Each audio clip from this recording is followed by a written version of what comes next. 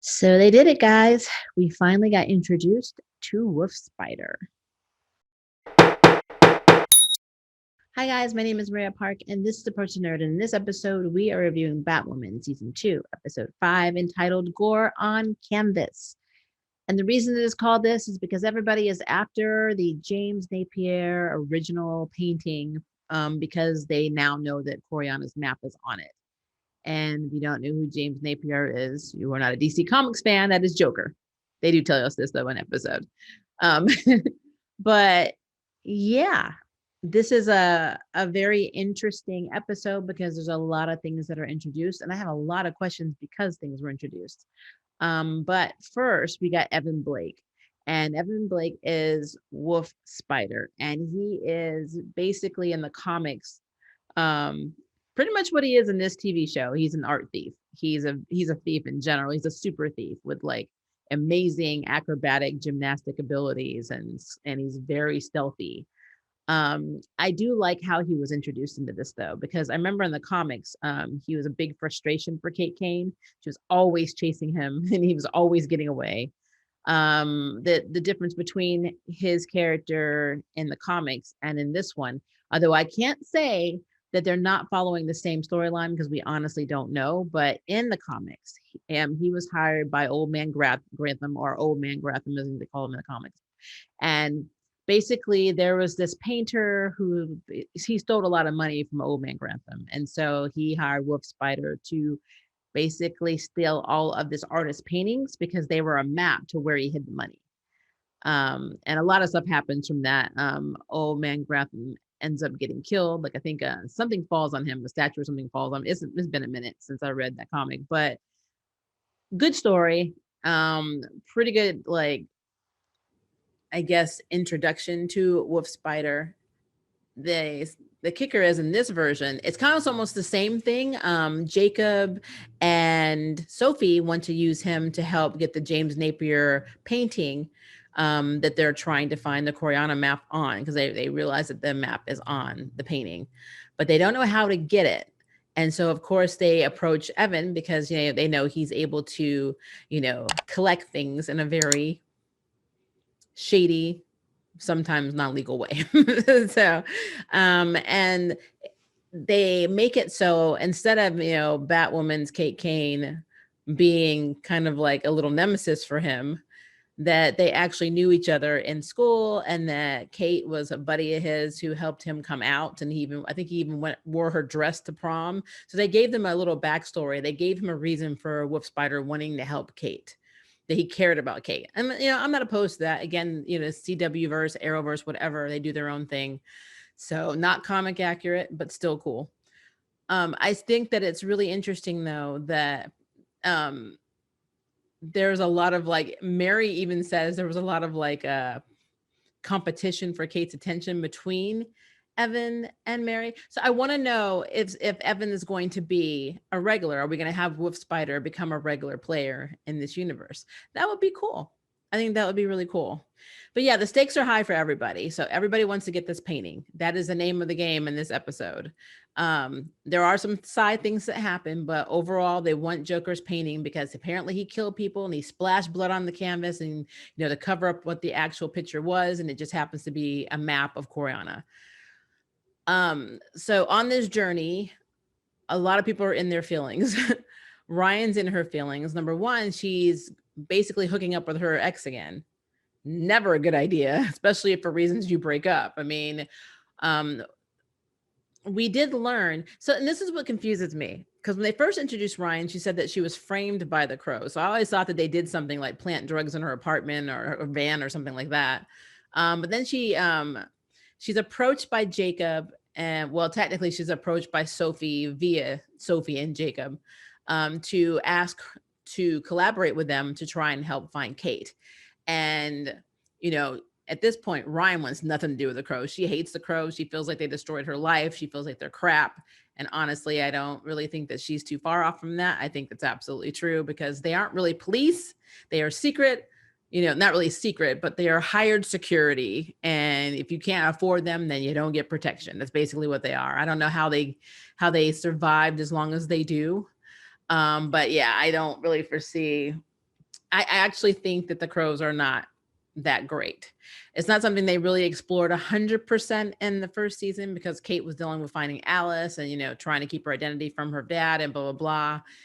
A lot was going on in the season one that we couldn't really just see how dirty. I mean, there've been indications that there's some shady stuff happening, but they really haven't really delved into it that much. So I think that that's what the season two is going to be about, especially since Ryan, having been locked up in jail and having all these experiences with the crows and having been picked up by Sophie multiple times, she's a good catalyst to tell these stories. But I found it interesting that on the wall they had AC, A, B, all crows are bastards, like listed on the wall in graffiti. So yeah, I think something's going to come to a head eventually. I don't know if the whole city's going to turn on the crows, if it's going to be the Bat team that turns on the crows. I mean, who knows? But I do think it's a very good opportunity to really shed light on how dark they are. So Ryan doesn't want to work with them at all. And it leads to a very cool bonding moment between her and Luke, where Luke confides in her that his father was killed by the crows. And she says in this story, again, that I don't understand because I really thought they established she was framed, that she had taken her girlfriend's stash to try and get her clean without her girlfriend's knowledge. And she left the apartment. She's like walking through the streets and crying or something like that. And these like crows saw her and I guess they were flirting with her and they wouldn't let it go. One thing led to another. I guess she ticked them off and then they found drugs on her and she ended up serving time for drugs for carrying basically. That's not framing though, because you did have drugs. Yeah, there were a-holes, but you were carrying drugs. So I don't know why you did that, Ryan. You seem to be pretty smart. You shouldn't be walking through through the street with stash. You should have just flushed it down the toilet or something like everybody else does in movies. So, I mean, just throwing it out there. But yeah, that thing was confusing to me, but it does establish that she has a very, very big dislike, borderline, probably over borderline hatred for the crows. So she does not want to work with them. And Mary and Luke kind of vote to, get them to help. And Luke kind of talks her into it too. So she does it. So she agrees to go to this like, fancy, party that they throw that all these people, all these shady walks of life go to. It's held like I think it was like in some kind of landing area where planes would fly in and out. So you can take your materials or your product off the plane and put it back on. You have to deal with customs or whatever. And it's high maximum security is what they said. And then they basically could get in because of Wayne Enterprises and, Hamilton.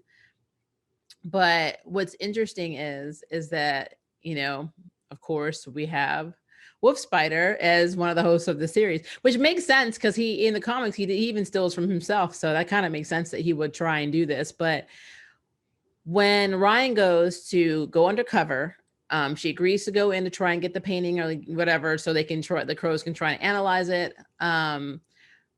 She goes in wearing a dress she borrowed from Mary, which was very cute. And, of course, Evan already calls her out on it, telling her like, oh, that was released in London. And she didn't know that. And he's like, no, no, he spotted her in like 5 seconds. He's sassy.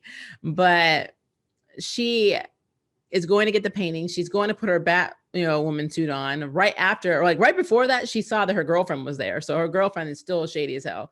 But she does like get her into the party and she knows Evan. So like Angelique knows everybody. Angelique would be a very good asset to the team if she wasn't up to no good.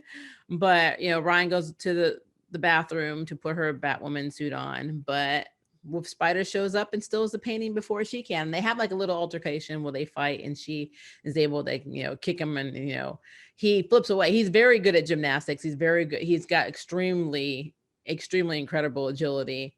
He's a martial artist. So, I mean, he's master at stealth. So he is a very cool character to watch live action. But what gets me is the crows show their butts again and they hit him when they're in pursuit with that one of their black, big, heavy SUVs. And then they leave him for dead. Like they take the painting that he just stole that they think is a James Napier, painting because they say, Moore wants it. So Sophie wants it.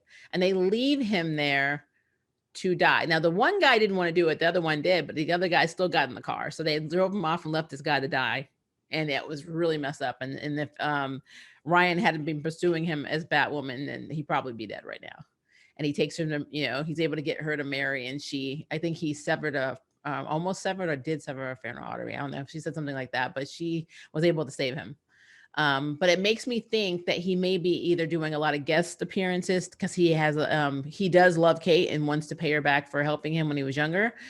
Um, or he might be a series regular as a whole, which would be awesome. It'd be cool to have Wolf Spider in on it. I think that'll be very cool. So there's that. So I thought that was interesting. I did love that Sophie finally admits that Kate is the love of her life. She did that while she was trying to ask Batwoman for help, and Batwoman was like, "No." I feel like Ryan used that moment to be a bee for all the time Sophie like hauled her in. I think that was really funny.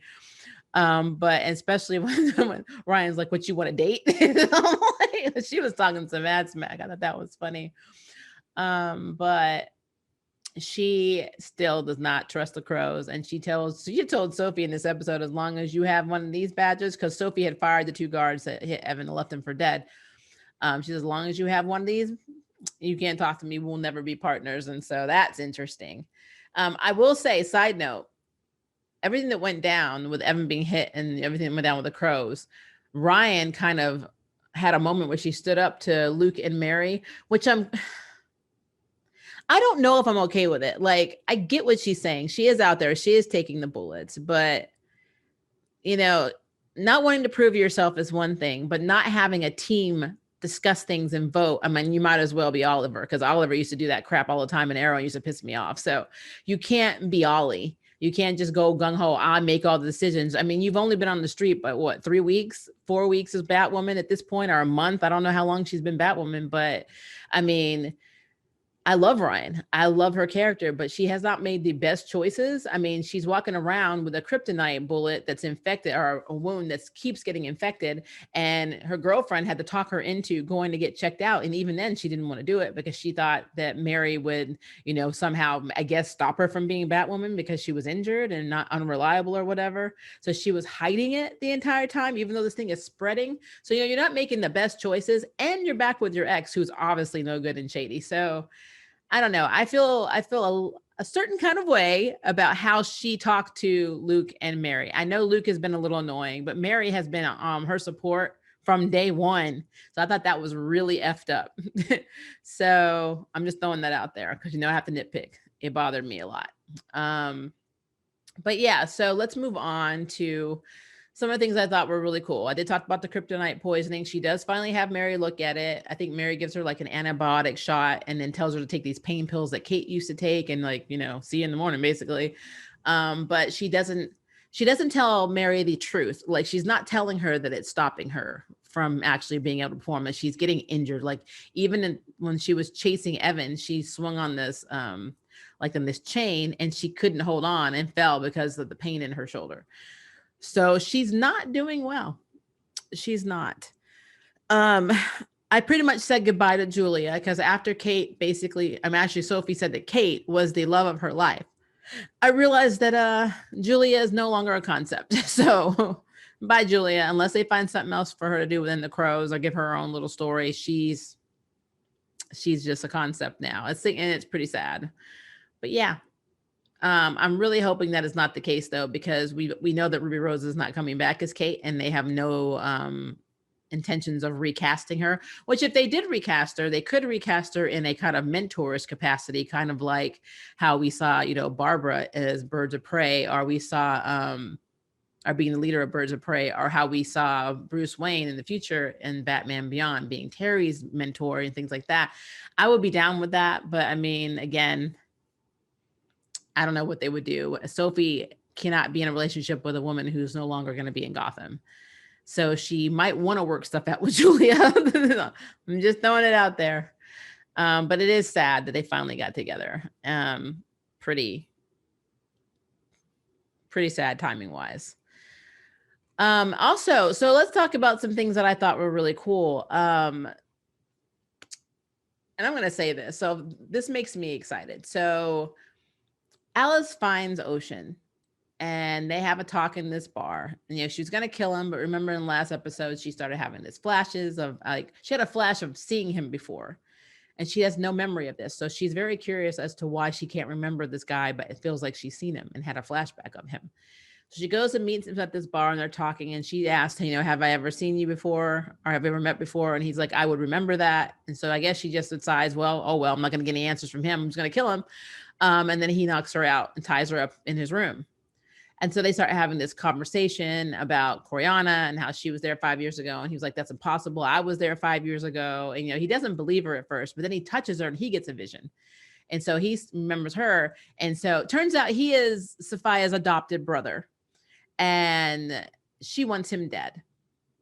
And I don't know if she wants him dead because of something he did, something he knows, something he doesn't know he knows. I don't know. But he remembers Sophia and he knows exactly who she is. And she sends, of course, the many arms of death, which every time I hear about the many arms of death coming, I get excited because I'm like, okay, this opens up potential for a lot of cool plot lines from the comics into Batwoman. Like, are we going to see the Cali Corporation? Are we going to see their airship, the Vorpal Blade? Are we going to see Venom that they have this Venom that turns people into monsters that was in one of the Batwoman series with Sophia and the Many Arms of Death, where she was trying to stop the Venom from spreading. I don't know if we're going to get that, but it would be a great way to bring monsters into Gotham legitly, and it would be comic accurate. So that would be very cool. And also, every time I hear about Snakebite, I always think, I know what the drug is. I don't know if this is supposed to be like the replacement drug, but whenever I hear the name MDC, I always think about the Suicide Squad because of Spalding Pruitt. I don't know why I keep thinking that, but I know we're dealing with Black Mask and, the false face, like society, but I don't know. I just always think, is this like something leading into Spalding Pruitt from the Suicide Squad or Suicide Squad members coming into the Batwoman universe? That would be cool too. There's so many things you could do by name dropping all of this stuff. So I'm actually really impressed that we're getting this right now. I don't know. I got really excited by that. I really did.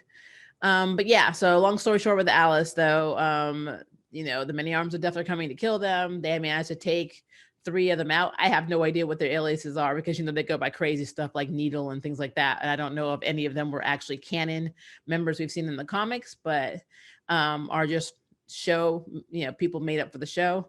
But yeah, they take them out and they go on the road. And as they're leaving, 2 things happen. One, Alice touches him and she sees that they were kissing. So now, of course, my brain is saying, oh, that's what happened. They weren't supposed to be in a relationship. And so Sophia forcibly brainwashed them.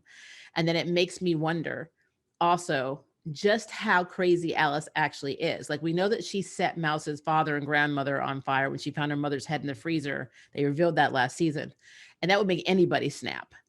But was it to the level of killing everybody on a sociopathic level?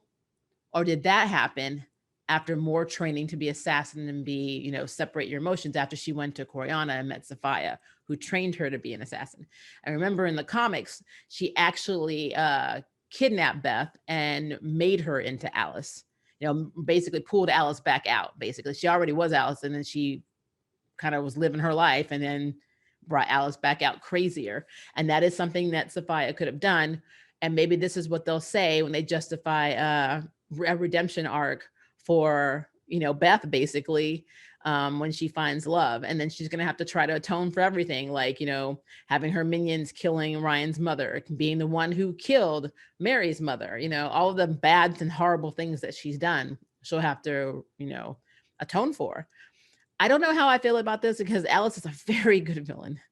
Very, very spontaneous and eccentric and out of her mind villain. And I love it. She's a psychotic comedy of, act in this series. And I don't know if making her be more like her Earth counterpart or her Crisis, counterpart that we met last season, if making her be more like that is going to be very effective or not. But it's interesting. And so now she has this moral dilemma. She wants to find Kate, which she says to kill Kate. So she needs to kill Ocean, but she also needs to figure out what the hell happened, that they don't remember each other. And now she sees herself kissing him. So that's a whole thing.